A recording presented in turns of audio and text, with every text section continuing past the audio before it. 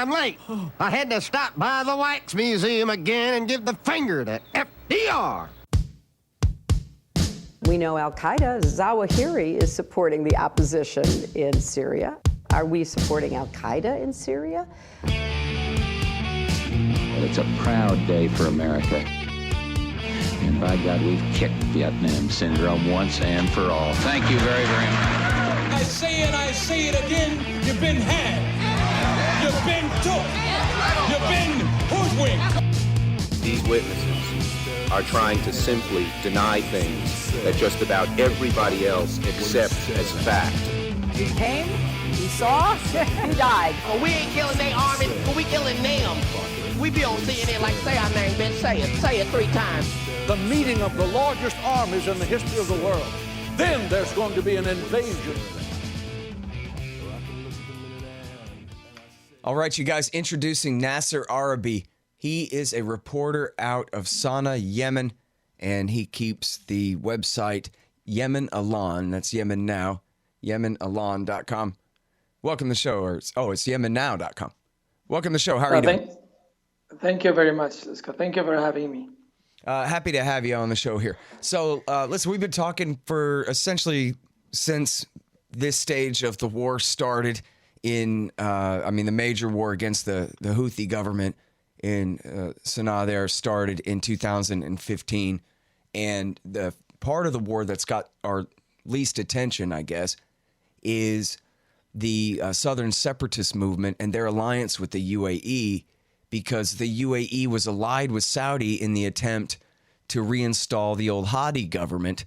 And so the Southern Secessionist Socialist movement, we kind of mention it from time to time, but it didn't seem to, be playing a major role in the fight. It was sort of, their agenda was on hold until the end of the Houthi regime, it seemed like. But so now there's a huge split that's developed between Saudi Arabia and the UAE, and for that matter, between the UAE and their allies in the Southern Secessionist movement there. And I've lost track. And so I was hoping that we could go over a little bit of the news of the recent weeks here about how this has developed since our last conversation about a month ago, or catch us up on that's okay on all this. So go ahead. I'll catch up with you. Yes, I'll catch up with you on the most developments on this on UAE and Saudi UAE alliance. This alliance was nominal from the very beginning, and Saudi Arabia and UAE were different in everything. From the very beginning, also, different in tactics, strategies, in the agendas, in goals, and even the people on the ground, on their proxies on the ground, are enemies to each other. So they are different in everything. They are also different in what they want from Yemen, how they want to get out, the way forward and the way out. So they are different in everything. Now, after 5 years now, they are turning to each other. They are turning against each other now. They are fighting now. Saudi Arabia and the United Arab Emirates. They are fighting, yes, not directly through their proxies, yes, but not underground now. It's open now. They are using the fighter jets now against each other. So, for example, if I tell you now about what happened in Aden earlier this month, September, the UAE proxies, or the UAE-backed separatists, took control over Aden, and they defeated the Saudi-backed forces, and they ejected them from Aden. And then Saudi Arabia backed its forces on the ground, and they tried to retake Aden. This is earlier September, or exactly on August 28th. So when they tried to retake Aden, UAE bombed them with airstrikes, with 10 airstrikes. They bombed them in a place where they were gathering, where the forces were gathering, at somewhere outskirts of Aden, the interim capital of the exiled government. And about 300 soldiers were killed and injured. This is the statistics of the Defense Ministry of Hadi, not anyone. There are other estimates who put the number even higher, but this is what they said: 300 soldiers and a lot of vehicles and armored vehicles and a lot of war equipments, and so and this is not the new. Maybe the new in this is not only the airstrikes, but also what UAE said. After UAE hit the army of Hadi, killing 300 at least, killing and injuring 300 soldiers at least, they said explicitly, UAE said explicitly, we bombed the terrorists. The terrorists were in their way to attack us, to attack the alliance, to attack the Saudi UAE coalition. This is what they said. They said they were on their way to attack us. Who us? They mean the Saudi and UAE coalition forces. So this means that UAE considered all the army on the ground, that is the Saudi-backed army on the ground, terrorists. Of course, this was a very, very big blow to the exiled government in Riyadh. They held a meeting there in Riyadh, and they came out with a very angry statement saying, we are not terrorists, and we are going to the UN Security Council to complain, and that we don't want UAE to be in the coalition anymore. They wanted to remove UAE from the coalition, but what happened later is this. Only yesterday, Sunday, UAE and Saudi Arabia issued a statement, a joint statement, saying that they are united and they will continue to fight terrorists, and they will continue to fight Houthi as a number one priority. And they said, they called on the factions or on the militants of the separatists. Actually, they called all parties on the south. This is Saudi Arabia and United Arab Emirates. They called all parties on the south not to do any military actions, and to stop any military actions, and to stop media propaganda. And this statement also was understood that the Saudi Arabia is in full coordination with United Arab Emirates in what it is doing. And this is what's happened. This is what happened exactly. But let me tell you what it means. What all this means, that Saudi Arabia, as I've been always telling you all along, Saudi Arabia and United Arab Emirates now are dividing the assets, dividing the assets of the war, dividing the gains of the war. They are dividing the areas of the influence. So United Arab Emirates now in the capital Aden, and Saudi Arabia is in the in Shabwa and in Mahra, which means almost three provinces are under Saudi Arabia and three provinces from the six, of course, in the south, three provinces under the Saudi, three provinces under the UAE, including the interim capital, that is the south. So what they are doing is dividing the influence, the areas of influence in the south between themselves, and they are, of course, the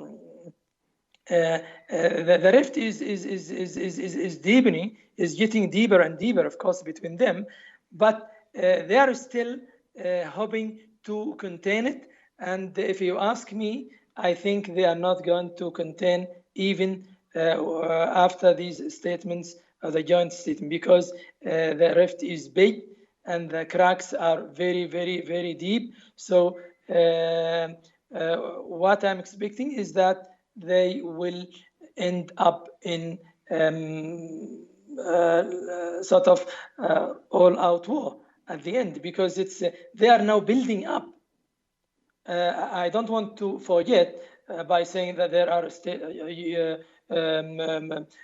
joint statements, because these joint statements, we are very familiar to them. We are very used to them, because what's happening on the ground is completely different. What's happening on the ground now, even after the statement of yesterday, that UAE and UAE and Saudi Arabia are okay and no problem, but they are building up their forces in the areas of their influences in the south. And of course, Houthi is very happy, and he's getting stronger and stronger. And maybe now United States itself wants to talk with Houthi, because maybe the only strong one on the ground is Houthi. You know, the U.S. The assistant U.S. Secretary of State David Schenker only this week said that he's in direct talks with Houthi. And this means that Houthi is very, very happy now, and he's the big winner now. And the others are against each other. Saudi Arabia and the United Arab Emirates are busy fighting each other and killing each other.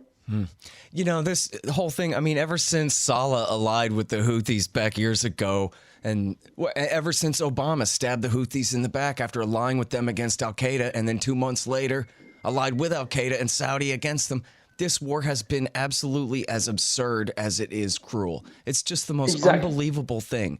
Okay, so talk to me a little bit more then about the relationship between the Southern Transitional Council and the UAE. Are they just sock puppets of the UAE? I mean, I know there's like a pretty big cultural split. It used to be, North and South Yemen divided, and the southern, I guess the population around Aden, they don't want to be ruled by the Houthis. Do they want to be ruled by Hadi? I guess not Hadi either, but what about the UAE? Do they, or what's their level of, puppetry or subordination to UAE and their goals?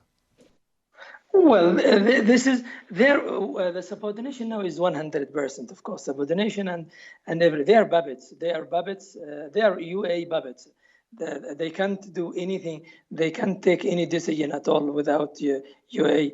But what they want, of course, independence. They want independent state in the south, and this independent state in the south is in the interest of UAE now, 100%, and not necessarily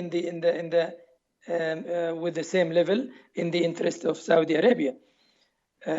So this is why they are.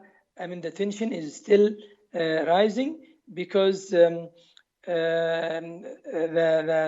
interest, there is interest conflict between UAE and Saudi Arabia in the south. So for the south, for the separatists in particular, they want to separate, but they are not representing all the south. This is also one important thing. But the people who are now under the UAE the separatists who are under the UAE, they are now strong because of the full support of UAE, because of the training, because of the finance, because of the equipment and military hardware and advanced vehicles and all these sort of things. So they are okay. They say we want to continue. We want to we want to continue to be in the coalition. They don't say we are not in the coalition. They are in the. They say we are in the coalition under Saudi leadership, but we want our own state, our own independent state in the south, and we don't want the brotherhood. Of course, when they say we don't want the brotherhood, the Islah Party, they mean the people of Saudi Arabia. They don't want the brotherhood means we don't want the people under Saudi Arabia, because all the people under Saudi Arabia who are labeled now by UAE as terrorists, the army is all terrorists in the opinion of UAE. They mean the brotherhood, and it's very, very complicated. It's not easy to tell, but it's always like this. UAE sees the brotherhood as enemy number one in Yemen, not Houthi, not anyone else, and brotherhood is the core force of Saudi Arabia, the core force of the proxies of Saudi Arabia in Yemen, in south and north. So this is how they are, how their interests are complicated and not easy, and overlapped, of course, and not easy to be two things even, or to be okay, to be, for example, this is yours and this is mine. No, the Saudis and Emiratis can't say this, and they can't reach this point of saying, okay, this is yours and this is mine. They can't at all, because it's very, very complicated, and this is why they are fighting each other. They are turning on each other. Hang on just one second. Hey, guys, I got to tell you about wallstreetwindow.com. It's the great Mike Swanson. He made a killing on Wall Street back in the day, and now he sells advice for reasonable prices. You need to know what to do to protect your assets. wallstreetwindow.com. Hey, guys, I know you're going to love Will Grigg's new book we just published at the Libertarian Institute, No Quarter, The Ravings of William Norman Grigg. It's wonderful. It's terrible. It's devastating. You'll laugh. You'll get angry. You'll miss him. You'll be inspired to fight for freedom. With perfect cover art by Scott Alberts and a brilliant introduction by Will's great friend and protege Thomas R. Edlam, it is a fitting legacy for a brilliant man and nearly tireless defender of liberty. Get No Quarter, The Ravings of William Norman Grigg, in paperback or Kindle on Amazon.com. All right, now, so after all these years of war, 4.5 years of war, counting now this phase of it again, in the larger sense, there's been smaller phases within it, but you know what I mean, since the war against the Houthis began. Yes. So how many, and there's been all this coverage in the Associated Press and CNN and all over the place about UAE support for Al-Qaeda. They hate the Muslim Brotherhood, which in this case, for some reason, the Saudis favor, even though the Saudis hate them everywhere else. You know, the Saudis did a military coup in Egypt against the Muslim Brotherhood, but here they support them. But the UAE supports the Al-Qaeda guys, and according to CNN, they're driving around in American MRAP, mine-resistant armored personnel carriers that Robert Gates had built a couple years ago here. And I wonder what you think is an honest estimate, a good ballpark estimate of their numbers now. Al-Qaeda in the Arabian Peninsula, the guys that bombed the USS Cole, the guys that tried to blow up the plane over Detroit, the guys that the Obama government was at war against before they went to war for them. You know, the Al-Qaeda will not Al-Qaeda and ISIS will not find a better chance than this. Al-Qaeda and ISIS will not find better environment than this. Qaeda and ISIS will not better find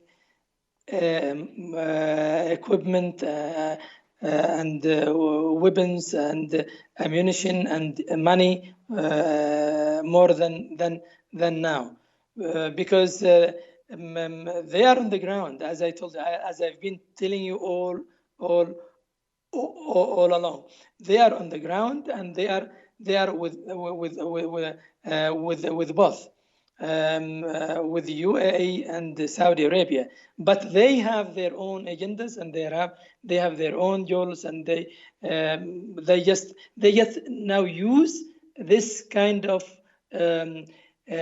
floundering, if you will, floundering coalition, and very, very weak and very confused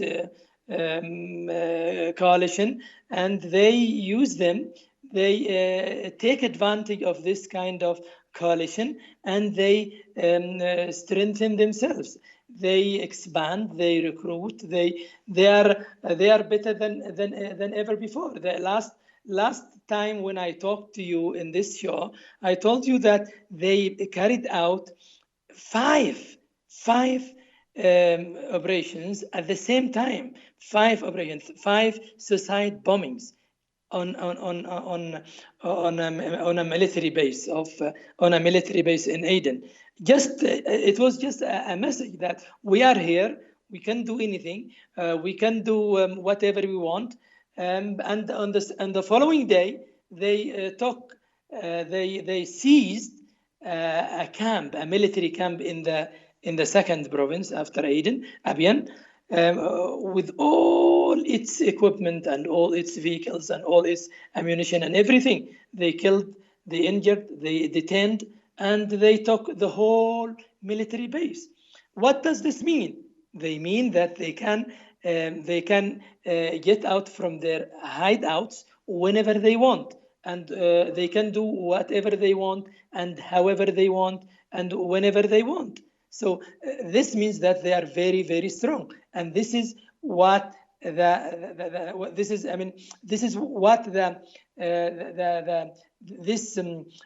bad and this miscalculations of this war. This is how it is used by Qaeda and ISIS to recruit and expand in the south now, at least. Oh man! So, and now talk about the recent airstrikes. There was a huge one where they bombed a prison that I was reading up on antiwar.com this morning. It said that the prison was full of pro-Saudi regime, pro-Hadi regime detainees, essentially, political prisoners being held by the Houthis, and that was who the Saudis dropped the bomb right on their heads. This is very, very good question, because this question is related to a lot of things, and it will give you it will make the picture very clear to you and your audience. When Saudi Arabia came to the Mar, 100 kilometers from where I am now, just south of Sana'a, they came and bombed the prison with at least 10 airstrikes in the middle of night, killing all people, killing everyone, and bombing it to ground, bombing the prison to ground, killing everyone. I'm saying everyone, honestly, I'm not exaggerating, because it's 10 airstrikes on a place, on a basement of a college, you know. Well, the reports we had was it was 130 people were killed. Is that right? This is the first or the second day, 135, but there were 185 people. 185 people. That's about 200. 185 people asleep. You're saying that the number 130 or 135, that came from just the initial reports, but later on they found more bodies. Yeah, 135 is the second day. They say 130. Then 100. They found 130 dead bodies. This is right. Yes, at the beginning it was only 50, then 100, then 120, 130 dead bodies, right? But there were 180, then 185 prisoners in the prison, and all of them were killed and injured. So now we have about 30 at most seriously injured in the hospital, at least. At most, who are now still at the hotels, at the hospitals. I mean, 30 seriously injured from the 185. So about 150 who were killed. Okay, let me now tell you what does also this mean. Why Saudi Arabia came and bombed all these people? They know. The prison was known to everyone. ICRC was visiting the place almost every week or every 2 weeks. They know. Saudi Arabia knows very well that this is the prison. And this is the prison of the people who were fighting with me. Saudi Arabia knows this very well. Why Saudi Arabia came? Why Saudi Arabia came to bomb its people? The people who fought with it. Do you know why? Because the reason is this. After the airstrikes in Aden, killed about 300 soldiers, there were calls from south and from north, from the people, from the leaders, and from Saudi Arabia, from Turkey, from Qatar. There were calls to the people, the Yemeni mercenaries who are fighting with Saudi Arabia. These calls were, come home, leave the Saudi Arabia fronts, don't fight with Saudi Arabia anymore, because Saudi Arabia are conspiring against us. Saudi Arabia are supporting UAE to kill us, to kill our fighters, to kill our singers. So leave them. Return home, go home. And they, of course, responded. A lot of people responded. A lot of fighters in the border with Saudi Arabia, a lot of Yemenis responded to this by making some demonstrations there. There's demonstration. I'm saying demonstration. This is a red line in Saudi Arabia to make demonstration in the street, let alone if you make a demonstration in a military base in Saudi Arabia. So when Saudi Arabia knew that there are demonstrations in the military camps in the south, and they want to leave it alone, to leave the places, Saudi Arabia told them, no, if you do, I will do this. If you leave me, I will kill you wherever you go. So the message of bombing the prison was two things. If you to the people who were there, as a prisoners, why you surrendered to Houthi? This is your punishment.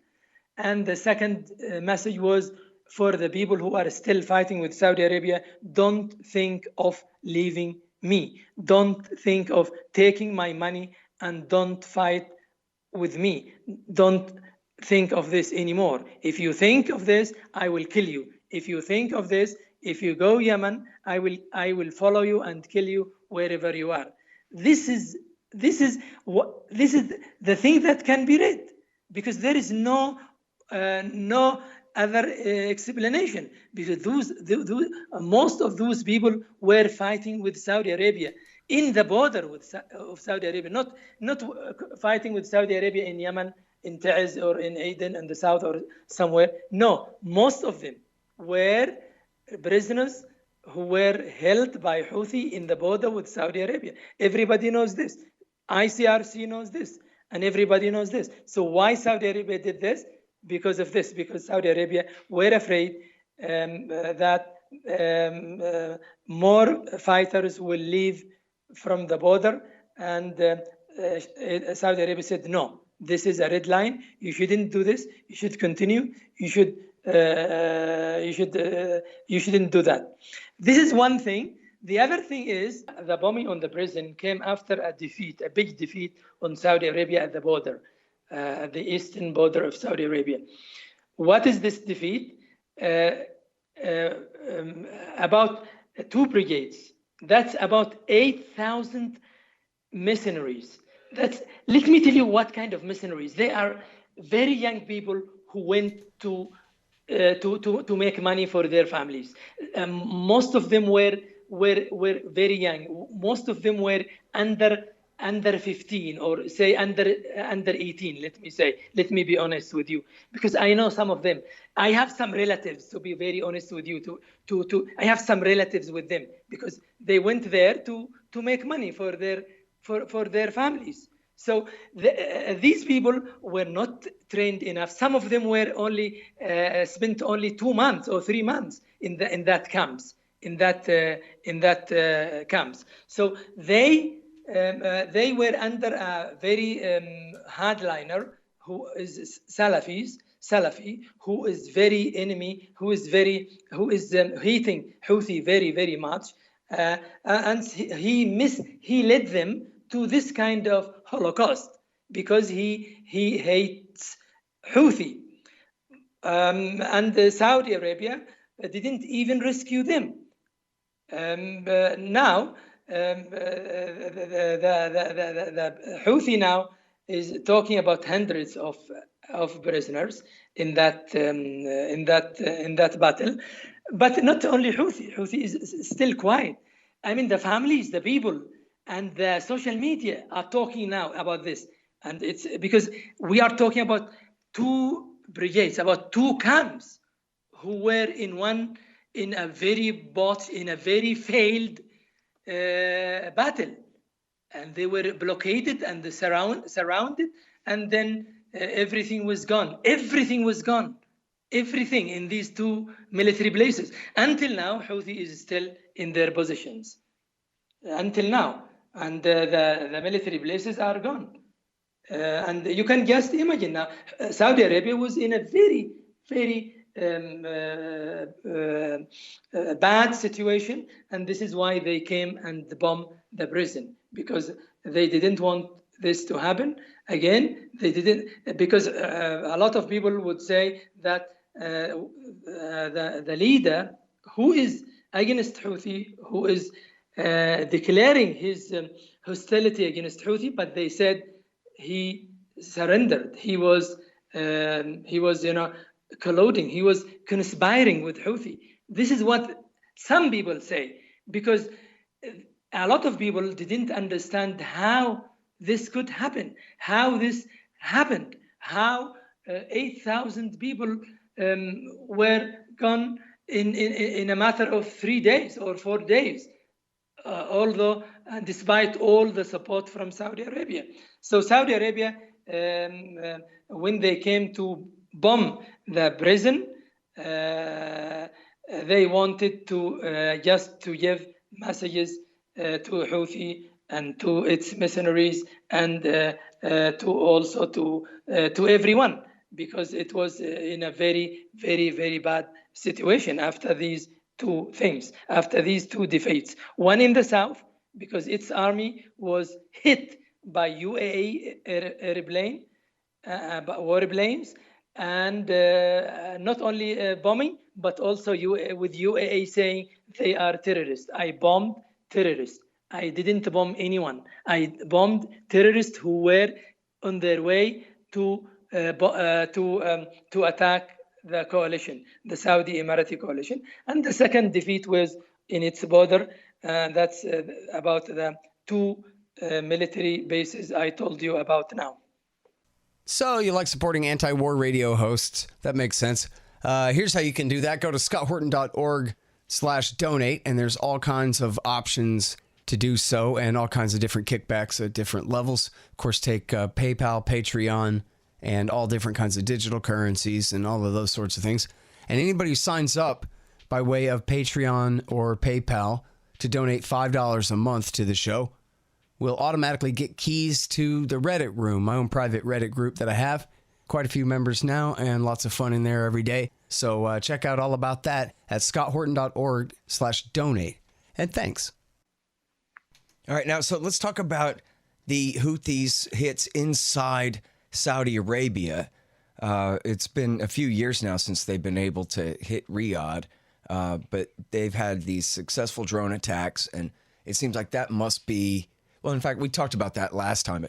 That's sort of the predicate, it seems like, for these new talks where the Americans, somebody decided to go and send this guy Schenker to go and talk to the Houthis. And so it must have been that, right? The Americans only understand one thing: force. Yeah, exactly. Not only this, other military officials said clearly after the statement or the remarks of David Schenker in Riyadh, they said clearly, but I can't remember the name of the military official who said this. He said, "Well, we can guarantee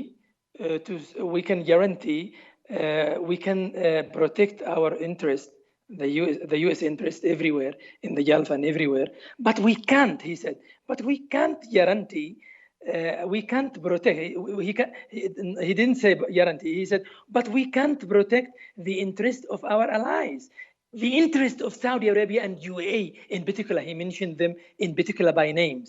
So this is what he said.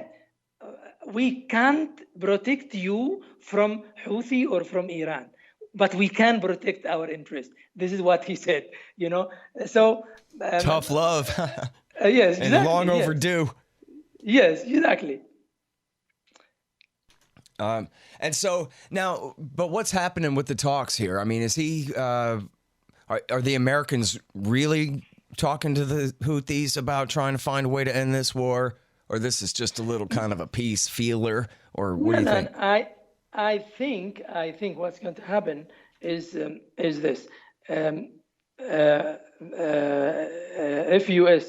if Trump wants to keep his allies, Saudi Arabia and UAE, intact, or if he wants to keep them and their money out of these big losses, he could do it. He could do it. He could convince them, especially Saudi Arabia, because UAE now is convinced.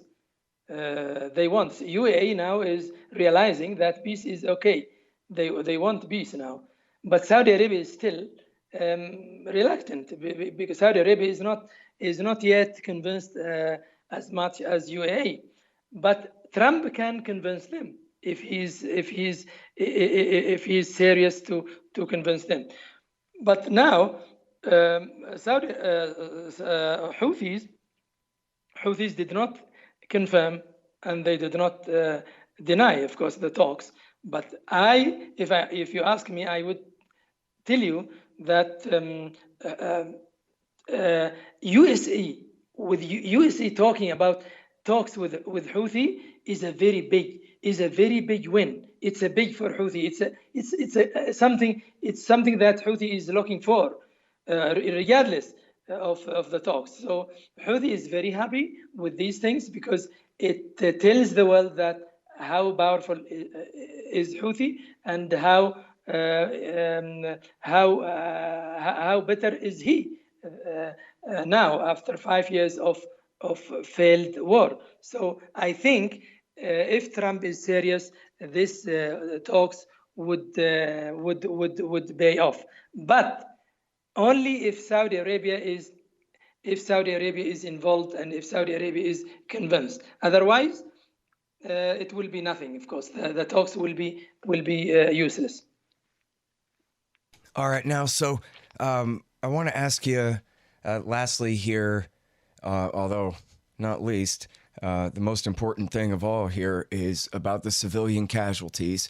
And, you know, maybe there are some people listening to the show here, this interview, who haven't heard you before and don't know the history of this, but we talked for years and years about how the casualty rate was climbing into the tens of thousands here, and up to and above 100,000, according to your count. All the while, all of Western media continued to repeat what amounted to an ancient estimate of 10,000 killed that was claimed by the United Nations years ago. And as you said, and you know, the guy was even on the show, I interviewed him myself, McGoldrick, the UN official said he was perfectly happy to admit that that was the best they could do at the time, but they weren't saying that that was the limit on the number of people who have been killed or anything like that. And still, that was, I think, in 2000 and maybe 16 or 17 was the last time when he said that. But then they just continue to quote that all of this time. But there's a recent UN report now that came out a few months ago that says that 233,000 people have been killed. And if I remember it right, I think I have it right, that they're saying that's just directly in violence in the war, and that includes 85,000 children.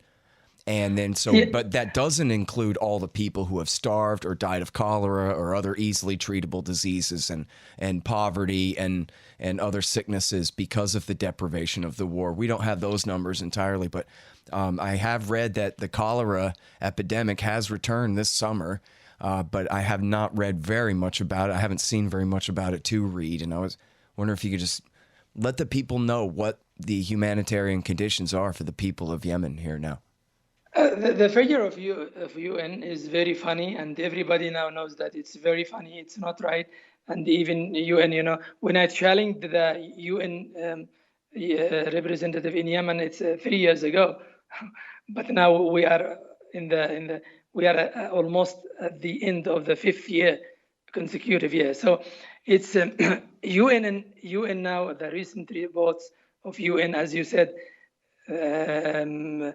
show the number as 250,000, including, of course, the people who were killed by war-related reasons. That is, by starvation or by malnutrition. But this number is still not exact because my estimates, which is based on my reporting from the day one, not only me, with a lot of activists and a lot of journalists and a lot of groups. So it's now 100,000. It's 100,020 now. 100,020. And I'm talking about civilians, and not civilians who were killed at homes, schools, hospitals, weddings, funerals, farms, and all these places who are very civilian places. So this number is not. Many groups now are very close to this number. There are many groups who are outside and who are outside Yemen and inside Yemen who are talking about 70, who are talking about 80,000, not including the people who were killed by cholera or by malnutrition. No, but the people who were killed by Saudi UAE airstrikes, because they don't stop at all for 5 years now, and they don't go to the battles, they don't go to the front, they come only to the homes and the villages and bomb the people in their houses to make some pressure on the Houthi and to help their people. This is what they are doing until last week, when they came here to bomb a prison, which is known by everyone, including ICRC and Saudi Arabia and their coalition. So they know it very well, but they came to bomb the prison and to kill everybody in the prison. And this is how they are doing everywhere. So the number is about 100,000 and 20,000 now, according to my observations and according to my counting. All right. Well, listen, I really appreciate your time again on the show, Nasser. I'll let you go here, but I want to let everybody know that they can find you on Twitter at Arrabyee. That's NARRABYEE on Twitter there. And the website is yemen-now.com. And Google will translate it all for you there. Appreciate it very much again, Nasser. Thank you very much. Thank you for your interest in Yemen. All right, y'all. Thanks. Find me at libertarianinstitute.org, at scotthorton.org, antiwar.com, and reddit.com/Scott Horton Show. Oh, yeah, and read my book, Fool's Errand, Time to End the War in Afghanistan, at foolserrand.us.